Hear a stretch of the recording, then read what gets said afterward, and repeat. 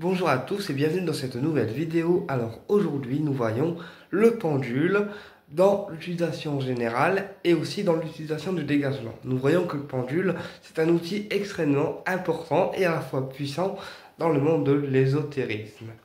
Donc le pendule c'est un outil divinatoire qui permet de répondre à des questions par oui ou par non.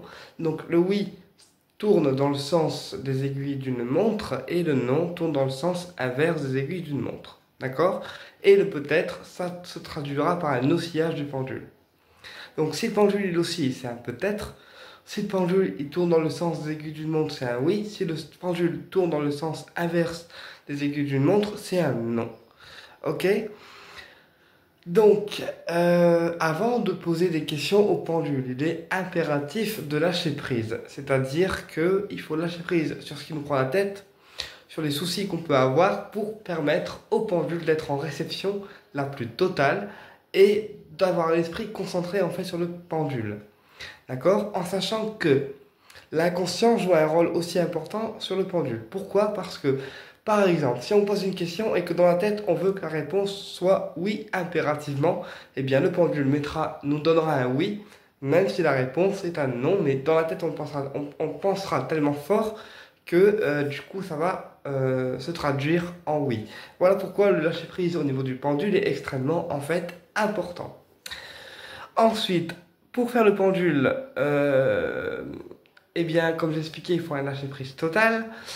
Euh, et si on fait le pendule pour une autre personne parce qu'elle a une question à nous poser avec le pendule, d'accord, eh bien, il faut que la personne soit présente face à nous quand on fait le pendule pour éviter en fait le risque d'erreur lorsqu'on pose la question. Puisque une personne qui est à distance en fait de nous, eh bien, le risque d'erreur du pendule est 10 fois plus élevé que si la personne était en face en fait de nous. Tout simplement. On voit aussi que le pendule peut nous servir en dégagement pour savoir. Par exemple, si un lieu, avant de faire un dégagement, il est pollué, ou une personne, elle est polluée. Pour ça, comment on fait? Eh bien, on prend une échelle d'unité Bovis. Donc une échelle d'unité Bovis, comme j'ai expliqué dans la vidéo sur le taux vibratoire, et on prend une échelle d'unité Bovis avec les pourcentages. D'accord?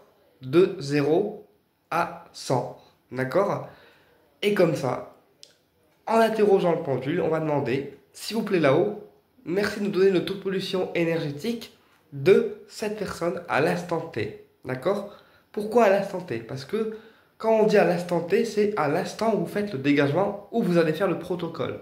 Donc avant de faire un dégagement, avant de faire une dépollution sur une personne, on prend le taux énergétique au pendule, d'accord? Avec son échelle d'unité Bovis, les chiffres de pourcentage de 0 à 100. Et ensuite, on demande au pendule, s'il vous plaît là-haut, merci de nous donner le taux de pollution de cette personne à l'instant T. Donc on donne le nom et le prénom et on attend que le pendule nous dirige vers un pourcentage. Par exemple 10%, 15%, 20%, 30%. Ou alors parfois aussi 100%, ça veut dire que la personne elle est méga polluée. D'accord? Mais voilà. Voilà pourquoi c'est important d'avoir l'échelle d'unité Bovis avec les pourcentages, parce que l'échelle, elle donne en fait un pourcentage à laquelle la personne est polluée en fait. Voilà. Voilà pourquoi une échelle d'unité Bovis avec les pourcentages, c'est extrêmement important. Pareil pour un lieu. Donc, on fait le pendule avec son échelle d'unité Bovis et les pourcentages, d'accord? Et on demande, s'il vous plaît les guides, merci de nous donner le taux de pollution de ce lieu à cet instant T. D'accord? Et ensuite, on laisse le pendule se diriger vers un pourcentage. Et comme ça, on voit si le lieu est pollué par exemple à 15%, 30%, 40%, 50%, etc. Et on voit un petit peu le travail qu'il y a à faire au niveau de la dépollution. Puisque nous, l'objectif en dégagement, c'est d'arriver à une pollution qui est à 0%. Voilà pourquoi on va faire l'ensemble des prières, que ce soit sur une personne pour la dépolluer ou dans un lieu de vie, pour le dépolluer complètement. Et ensuite, on reprend le taux vibratoire on reprend le taux de pollution, d'accord? Et on voit si on est arrivé à 0. Voilà. Et si on est à 0 en pollution, ça veut dire que le travail il est OK, qu'on a bien travaillé et que la personne et le lieu il est à 0% de pollution. D'accord? Donc, il n'y a plus rien. Après, on remercie les guides de leur présence et de leur protection durant ce rituel. Et ensuite, on peut aussi, avec un pendule en dégagement, vérifier combien il y a de vortex sur une personne. Combien de vortex sont ouverts sur une personne. Donc les vortex, ce sont des passages énergétiques, des ronds énergétiques qui permettent au bas astral de passer sur vous ou de passer dans un lieu. Et du coup, sur une personne ou dans un lieu, il peut y avoir plusieurs vortex qui sont ouverts. D'où encore une fois l'utilité du pendule, puisque le pendule va nous permettre de déterminer combien de vortex il y a d'ouverts dans le lieu de vie ou sur une personne. Et ensuite, nous, personnes thérapeutes, on pourra les refermer avec nos prières. D'accord? Et vraiment permettre que la personne soit à 0% en pollution et que sur elle, il y a zéro vortex en fait ouvert. Ensuite, qu'est-ce que je voulais vous dire par rapport au pendule? Donc, voilà. Ensuite, avec un pendule, on peut aussi purifier nos chakras énergétiques.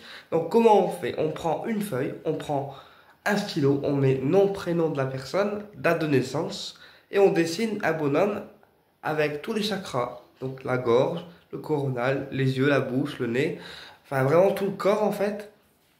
Et ensuite, on laisse le pendule tourner sur, sur la feuille en fait, et le pendule va assister sur plusieurs chakras. Et suivant le pendule et ce qu'il va devoir travailler, eh bien, il va assister et tourner sur plusieurs chakras en même temps. Et c'est ces chakras-là qui auront besoin en fait d'être le plus en fait rechargés. Donc, quand c'est comme ça, quand on recharge des chakras avec un pendule, on laisse le pendule tourner sur le chakra concerné ou les chakras concernés. Une fois que le pendule a arrêté de tourner, d'accord, eh bien, c'est que les chakras sont rechargés et que ça se recharge en fait automatiquement. Attention, quand on fait tourner un pendule sur les chakras, c'est pas à nous de le faire tourner, c'est pas quelque chose que nous on doit faire. Il faut vraiment laisser le pendule tourner par lui-même et recharger les chakras par lui-même. D'accord? Tout simplement. Voilà. Euh, donc ça, c'est pour recharger les chakras. On dessine les chakras d'une personne avec un bonhomme et tous les chakras dessus. On écrit notre nom, prénom, date de naissance sur la feuille. Ok? Et ensuite, on va passer le pendule au-dessus de chaque chakra et voir si il se recharge ou pas. Donc si le pendule il tourne au-dessus du chakra, c'est qu'il a besoin d'être rechargé. S'il se passe rien, bah, c'est que le chakra il est équilibré.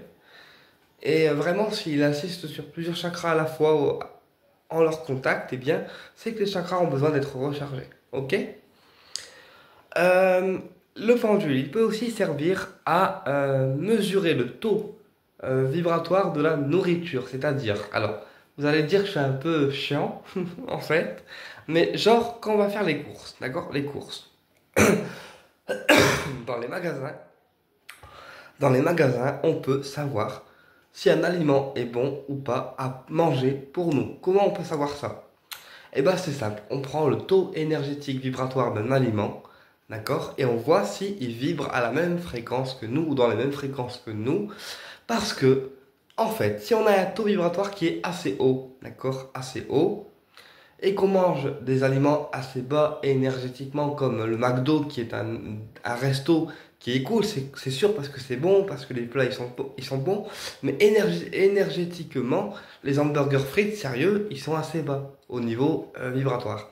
Donc du coup, bah, parfois, c'est ce qui explique qu'au au contact de certains aliments, notre corps il tombe malade, puisque vibratoirement on vibre haut en fait. Et comme on mange quelque chose qui est bas, bah forcément le corps il supporte pas et il tombe malade. Ok? Donc c'est pour ça qu'on peut mesurer le taux vibratoire des aliments quand on va faire les courses ou après avoir rangé des aliments dans le frigo, on peut prendre leur taux vibratoire et vérifier à combien ils vibrent. Voilà, avec une échelle d'unité Bovis. Euh, Personnellement, j'ai un taux vibratoire qui s'élève maintenant à 1 million 800 000 unités bovis. Voilà, ce qui est déjà très bien, ça me convient. Et voilà, je cherche pas à aller plus haut, mais peut-être que j'irai plus haut un jour. Mais c'est déjà pas mal. Ensuite, tac, tac, tac, qu'est-ce que je voulais vous dire aussi? Comme j'ai expliqué dans la vidéo sur le taux vibratoire, on peut aussi prendre le taux vibratoire de son partenaire. Par exemple, je sais pas moi, genre à combien d'unités bovis vibre Olivier Le Prince, ok? Donc on prend le pendule, on prend la photo de la personne si nécessaire, ok? Et on demande à combien d'unités bovis vibre par exemple Olivier Le Prince, ok? Sinon on est à 1800 et que lui il est à par exemple euh, 1800 et lui il est plus bas, bah la relation elle sera haute quand même, mais peut-être qu'il y aura des désaccords ou des dissonances, ok? Alors que si par exemple je suis à 1800 unités bovis et que lui il est à 1900, par exemple, c'est un exemple tout con, forcément il est plus haut que moi, donc forcément, ça restera une relation dans mon énergie à moi. Même si lui il est plus haut, enfin légèrement plus haut que moi, ok? Donc ça, c'est important de prendre le taux vibratoire du partenaire de vie ou de la personne qu'on convoite parce que ça va permettre de savoir si la relation est bonne à vivre ou pas. Par exemple, si c'est une personne négative, par exemple, elle va avoir un taux vibratoire qui va être très très bas. Et là, en fait, c'est grave la merde parce qu'une personne qui est négative à côté d'une personne de lumière, eh bien, elle va l'emprisonner. Elle va être très jalouse ou jaloux et du coup, ça sera une relation qui vous conduira malheureusement dans le mur. Ok? Donc c'est pour ça que c'est important de prendre le taux énergétique avant du partenaire pour savoir si c'est ok, si cette relation vaut le coup d'être vécue dans la vie terrestre. Voilà, donc le pendule, il a un usage qui est multiple, d'accord? Euh, mais avant, il faut vraiment faire un lâcher prise au niveau du mental pour pouvoir pratiquer correctement. Et surtout poser le coude sur la table comme ceci, et avoir le pendule entre le pouce et l'index, ok, et ne plus bouger le bras ni le coude pour que le pendule puisse bouger par lui-même et non avec en fait l'aide du bras. Voilà, donc le pendule, il y en a plusieurs. Il y a des pendules en laiton, il y a des pendules en bois, il y a des pendules en pierre. Après, c'est une question d'esthétique, c'est une question de préférence au niveau des pendules, mais ils sont en fait très efficaces dans les arts divinatoires comme dans le dégagement. Et on peut même s'amuser à faire un autre truc. C'est pour les élèves qui ont les rayons, on fait un baromètre avec les rayons et les couleurs. Et en fait, on va, avec le pendule, déterminer avec quel rayon on peut travailler. D'accord? C'est-à-dire, on peut dire aussi au pendule, pendule s'il vous plaît, pendule s'il te plaît, avec quel rayon je dois travailler euh, aujourd'hui sur moi.